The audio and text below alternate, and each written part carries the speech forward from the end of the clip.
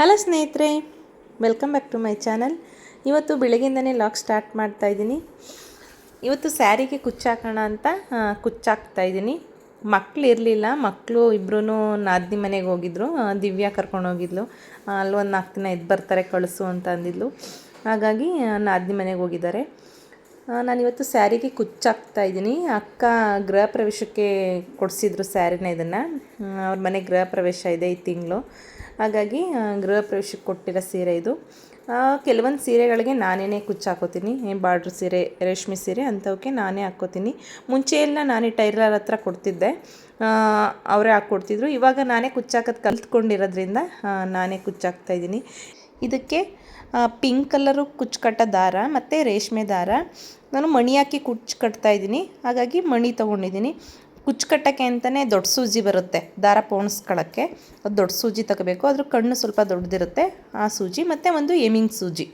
ಇಷ್ಟೆಲ್ಲ ರೆಡಿ ಮಾಡ್ಕೊಂಡಿದ್ದಾದಮೇಲೆ ಒಂದು writing pad ತೊಗೊಂಡು ಅದಕ್ಕೆ ದಾರನ ಸುತ್ಕೋಬೇಕು. ಒಂದು ರೌಂಡ್ ಪೂರ್ತಿ ಸುತ್ತಿದ್ರೆ ಒಂದು ಎಳೆ ಅಂತ. ಆ ಥರ 50 ಎಳೆಲಿ ಸುತ್ತಕೊಂಡು ಒಂದು ದೊಡ್ಡ ಸೂಜಿ ಇರುತ್ತಲ್ಲ, ದೊಡ್ಡ ಕಣ್ಣಂದು, ಅದಕ್ಕೆ ದಾರನ ಸೇರಿಸ್ಕೋಬೇಕು. ಪೂರ್ತಿ ಸೇರಿಸ್ಕೊಂಡು ಎರಡನ್ನೂ ಒಂದೇ ಸಮಕ್ಕೆ ಬರೋ ತನಕ ಮಾಡ್ಕೋಬೇಕು.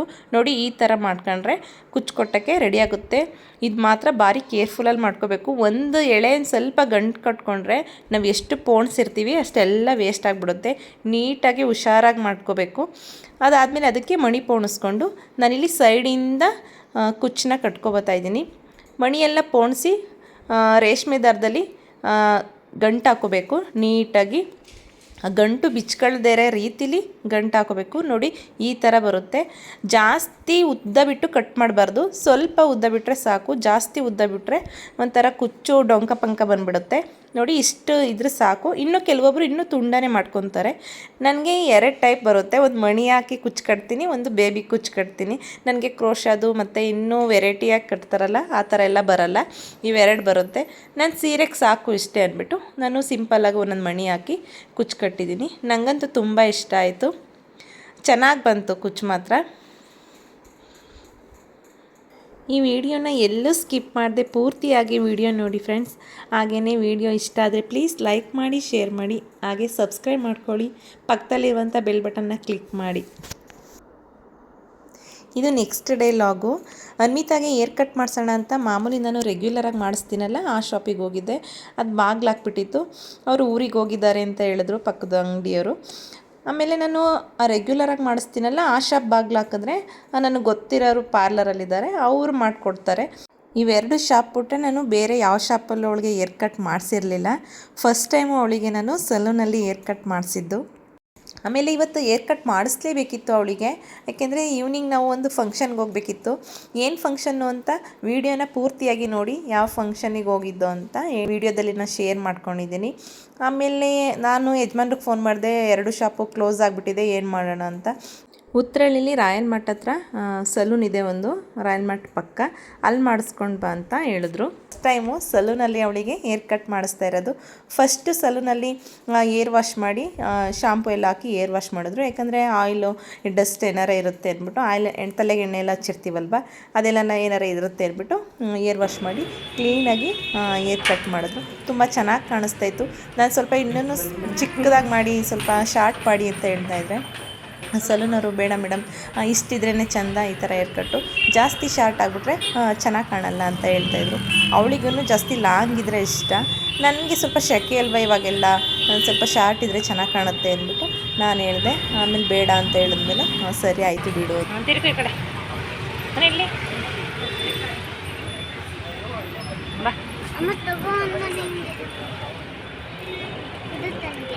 ಹೌದಾ ಹೌದಾ.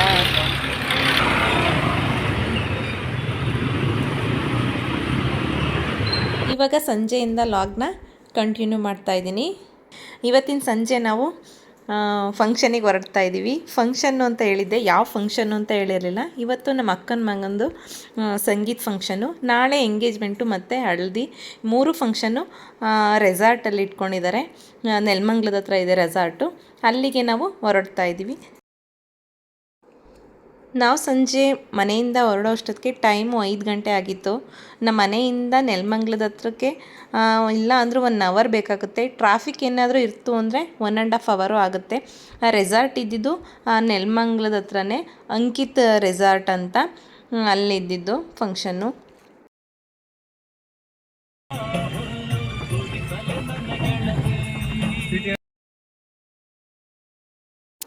ರೆಸಾರ್ಟಿನ ರೋಡಲ್ಲಿ ಅಕ್ಕಪಕ್ಕ ತೆಂಗಿನ ತೋಟ ಇತ್ತು ಮತ್ತು ಅಡಿಕೆ ತೋಟ ಎರಡೂ ಇತ್ತು.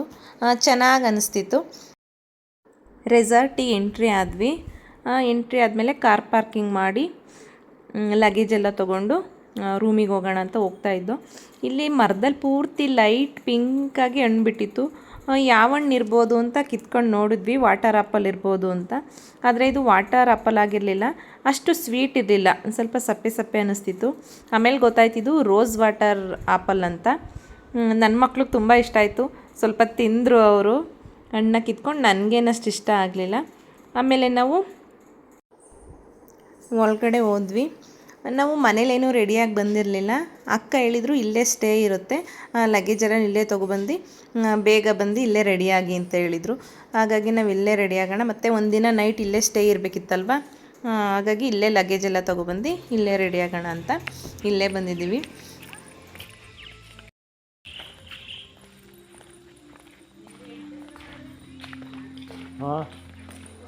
ನಾವಂತೂ ರೆಸಾರ್ಟಿಗೆ ಎಂಟ್ರಿ ಆದ ತಕ್ಷಣ ಬೇಗ ರೆಡಿಯಾಗಿಬಿಡೋಣ ಅಂದ್ಬಿಟ್ಟು ರೂಮ್ ಎಲ್ಲಿದೆ ಅಂತ ನೋಡಿಕೊಂಡು ರೂಮಿಗೆ ಹೋದ್ವಿ. ಅಷ್ಟರೊಳಗೆ ಅಮ್ಮ ಮತ್ತು ಆಂಟಿ ಊರಿಂದ ಬಂದಿದ್ದರು. ಅವರು ಫೋನ್ ಮಾಡಿ ಎಲ್ಲಿದ್ದೀರಾ ಅಂತ ಕೇಳ್ತಿದ್ರು. ಆವಾಗ ಅಡ್ರೆಸ್ ಹೇಳಿ ಅವರು ರೂಮ್ ಹತ್ರ ಬಂದರು.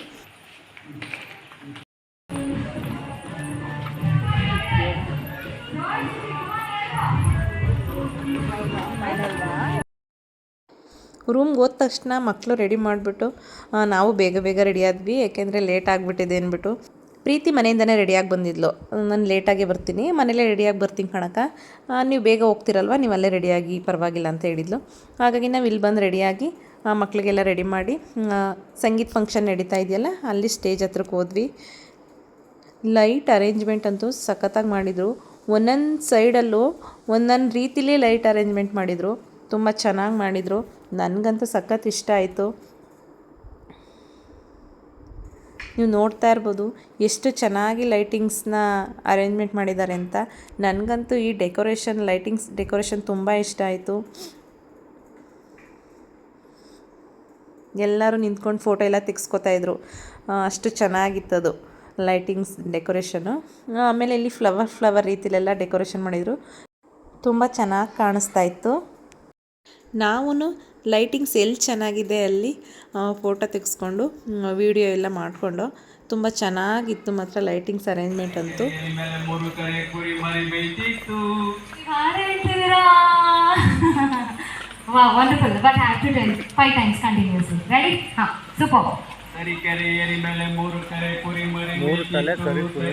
ಸ್ಟೇಜ್ ಹತ್ರ ಎಂಟ್ರಿ ಆದ್ವಿ. ರವಿಕುಮಾರ್ ತೇಜಸ್ ಅವ್ರ ಏನಂತ ಹೇಳ್ತು ಈಸ್ ಎಂಗೇಜ್ಡ್ ಅಲ್ಲ ಈಗ ಮಾಡ್ತಾರೆ.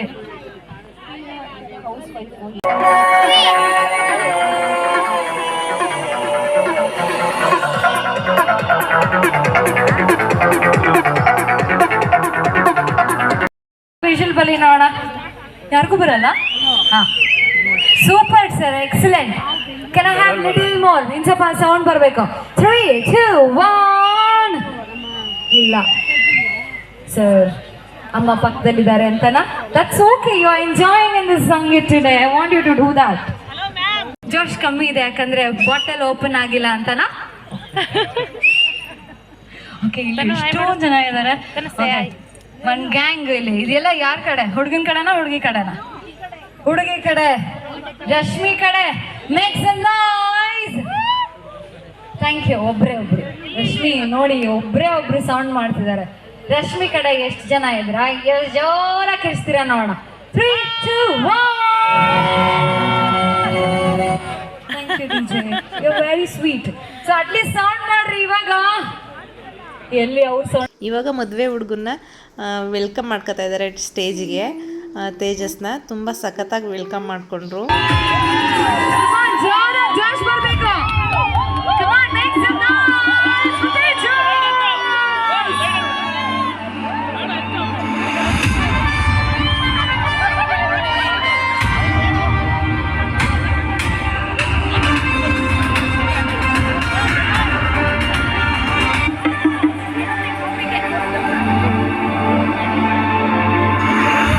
Rashmi!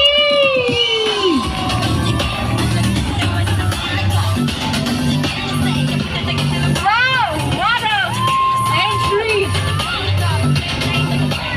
Was more than a full mixer ಅಂದ್ರೆ ಹೇಳ್ಬೋದು. Everybody make some noise, ಜೋರಾಗಿ ನೋಡೋಣ.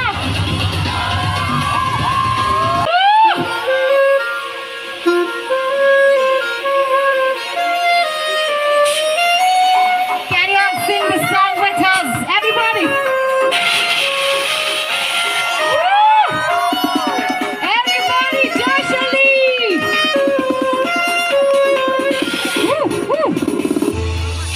Come on, Tejas! I want you to kill this. Come on.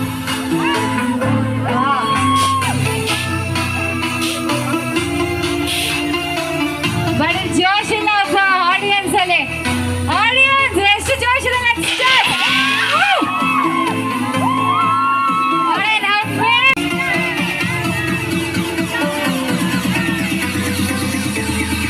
Woo!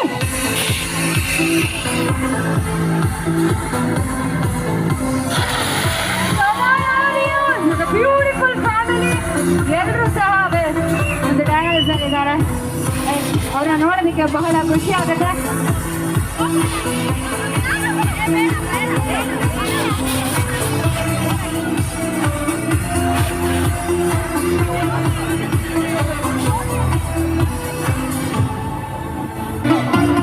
One big shout out to this beautiful family. Woo! Amazing couple.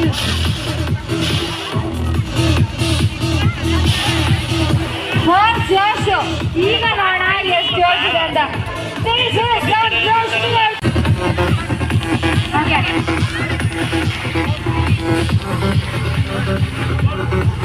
Okay, ಈಗ last one time ನೋಡೋಣ ಎಷ್ಟು ಜೋಶ್ ಇದೆ, ಎಷ್ಟು support ಮಾಡ್ತಿದ್ದಾರೆ ಅಂತ. Woo!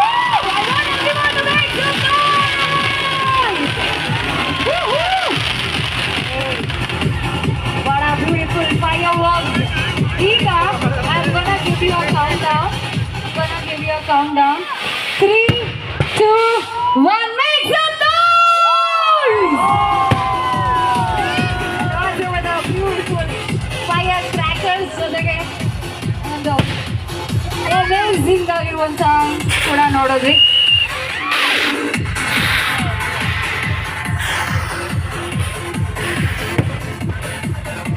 So, it's Raglo. A wonderful job. The brand attractions. Tejas ರಶ್ಮಿನಂತೂ ತುಂಬ ಚೆನ್ನಾಗಿ welcome ಮಾಡಿಕೊಂಡ್ರು. ಗ್ರ್ಯಾಂಡ್ ಎಂಟ್ರಿ, ಆ ಫೈರ್ ಲೈಟಿಂಗು, ಸೂಪರಾಗಿ ಡ್ಯಾನ್ಸನ್ನು ಮಾಡಿದ್ರು, ಚೆನ್ನಾಗಿತ್ತು. Good morning. ಎಲ್ಲ ಇಲ್ಲೇ ಇದ್ದೀರಾ? So if you are here, can you clap your hands? ಜೋರಾಗಿ ಚಪ್ಪಾಳೆ ಬರೋಕೆ ನೋಡೋಣ. And ಈಗ ಲೇಕ್ಷರ್ ರೆಡಿ ಆಗಿದ್ದಾರೆ to perform. ಇವಾಗ ಸ್ಟೇಜ್ ಮೇಲೆ ತೇಜಸ್ ಫ್ರೆಂಡ್ಸ್ ಎಲ್ಲ ಡ್ಯಾನ್ಸ್ ಮಾಡ್ತಾ ಇದ್ದಾರೆ. ಇವ್ರದ್ದಾದ್ಮೇಲೆ ನಮ್ಮ ಅಕ್ಕನ ಫ್ರೆಂಡ್ಸು, ಅವರು ಲೇಡೀಸ್ ಎಲ್ಲ ಅವ್ರದ್ದೊಂದು ಗ್ರೂಪ್ ಡ್ಯಾನ್ಸು. ಅವರು ತುಂಬ ಚೆನ್ನಾಗಿ ಡ್ಯಾನ್ಸ್ ಮಾಡಿದ್ರು.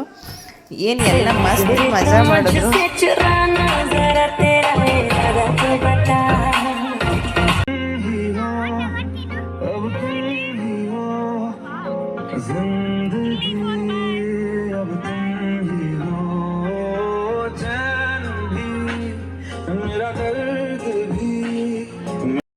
ಒಂದು ಸೈಡು ಸಂಗೀತ ಫಂಕ್ಷನ್ ನಡೀತಾ ಇತ್ತು, ಇನ್ನೊಂದು ಸೈಡು ಸ್ನ್ಯಾಕ್ಸು ಮತ್ತು ಡಿನ್ನರಿಗೆ ಅರೇಂಜ್ ಮಾಡಿದರು.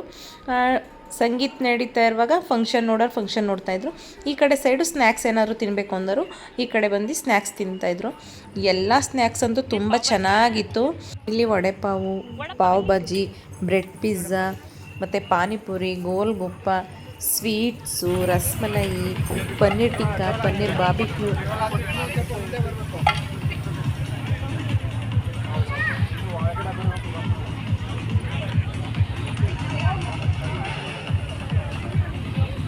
ಚೀಸ್ ಬಾಲ್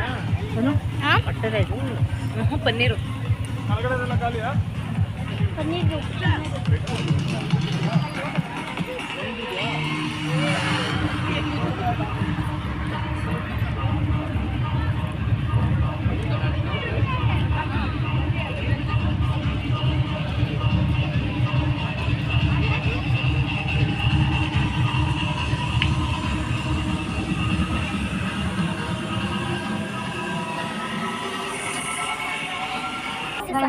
ಏ ತಿನ್ನಕ್ಕಾಗಲ್ಲ, 2 ಹಾಕಿಸ್ಕೊಬಿಡ, ತಿನ್ನಕ್ಕಾಗಲ್ಲ ಮನೆ.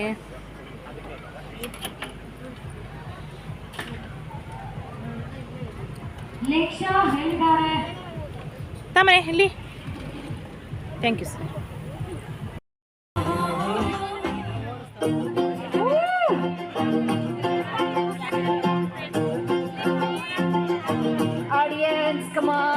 ಇವಾಗ ಡ್ಯಾನ್ಸ್ ಮಾಡಿದ್ದು ರಶ್ಮಿ ಚೆನ್ನಾಗಿ ಡ್ಯಾನ್ಸ್ ಮಾಡಿದ್ರು. ಅವ್ರದ್ದಾದ್ಮೇಲೆ ನಮ್ಮ ಅಣ್ಣನ ಮಕ್ಕಳು ಡ್ಯಾನ್ಸ್ ಮಾಡ್ತಾ ಇದ್ದಾರೆ, ಅವ್ರ ಏಜ್ ಗ್ರೂಪರೆಲ್ಲ.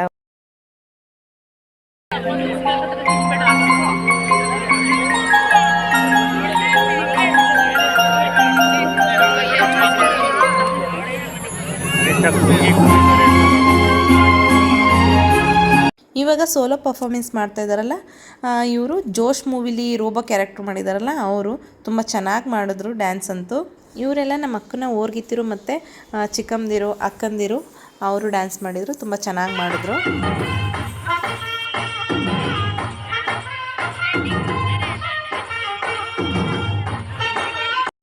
ಇವರು ಎಲ್ಲ ಚೆನ್ನಾಗಿ ಡ್ಯಾನ್ಸ್ ಮಾಡಿದ್ರು, ಒಬ್ರಿಗಿಂತ ಒಬ್ಬರು ಚೆನ್ನಾಗಿ ಮಾಡ್ತಾಯಿದ್ರು. ಇವಾಗ ಅಕ್ಕ ಎಂಟ್ರಿ ಆದರು.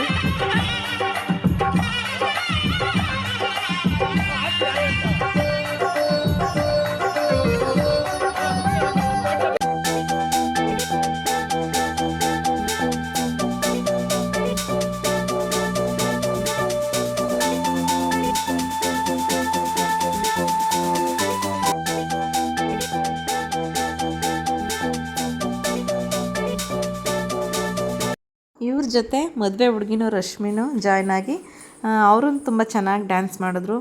ಒಬ್ರಿಗಿಂತ ಒಬ್ಬರು ಮಸ್ತಾಗಿ ಡ್ಯಾನ್ಸ್ ಮಾಡ್ತಾಯಿದ್ರು. ಇವಾಗ ಹುಡುಗ ಹುಡುಗಿದು ಡ್ಯಾನ್ಸು ತುಂಬ ಚೆನ್ನಾಗಿ ಮಾಡಿದ್ರು. ನಮಗಂತೂ ಎಲ್ಲರ ಡ್ಯಾನ್ಸನ್ನು ನೋಡಿ ತುಂಬ ಖುಷಿಯಾಯಿತು. ಯಂಗ್ ಲೇಡೀಸ್ ಗ್ರೂಪಿಗೆ ನಮ್ಮನ್ನು ಜಾಯ್ನ್ ಮಾಡಿದರು ಡ್ಯಾನ್ಸ್ ಮಾಡೋಕ್ಕೆ.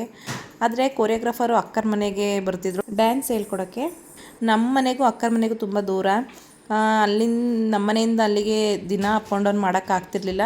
ಹಾಗಾಗಿ ನಾವು ಹೋಗಲಿಲ್ಲ, ಡ್ಯಾನ್ಸ್ ಪ್ರಾಕ್ಟೀಸು ಮಾಡಲಿಲ್ಲ. ನಾವು ಕೂತ್ಕೊಂಡು ಡ್ಯಾನ್ಸ್ ನೋಡಿ ಎಂಜಾಯ್ ಮಾಡಿದ್ವಿ. ಚೆನ್ನಾಗಿ ಅನಿಸ್ತು. ನಮ್ಮ ಮನೇಲಂತೂ ಎಲ್ಲರೂ ಸಖತ್ ಎಂಜಾಯ್ ಮಾಡಿದ್ವಿ.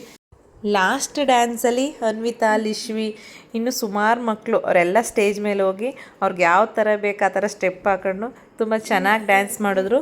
ಹಾಗೆಯೇ ತುಂಬ ಚೆನ್ನಾಗಿ ಎಂಜಾಯ್ ಮಾಡಿದ್ರು. ನಾವೂ ಆ ವಿಡಿಯೋ ಎಲ್ಲನೂ ಕ್ಯಾಪ್ಚರ್ ಮಾಡ್ಕೊಂಡಿದ್ದೀನಿ. ಆ ವಿಡಿಯೋನ ನೆಕ್ಸ್ಟ್ ವ್ಲಾಗಲ್ಲಿ ನಾನು ಅಪ್ಲೋಡ್ ಮಾಡ್ತೀನಿ. ಇವಾಗ ಹುಡುಗ ಹುಡುಗಿ ಪರ್ಫಾರ್ಮೆನ್ಸು ನೋಡ್ತಾ ಇದ್ದೀರಲ್ಲ, ತುಂಬ ಚೆನ್ನಾಗಿ ಮಾಡಿದ್ರು, ಕ್ಯೂಟಾಗಿ ಕಾಣಿಸ್ತಾಯಿದ್ರು.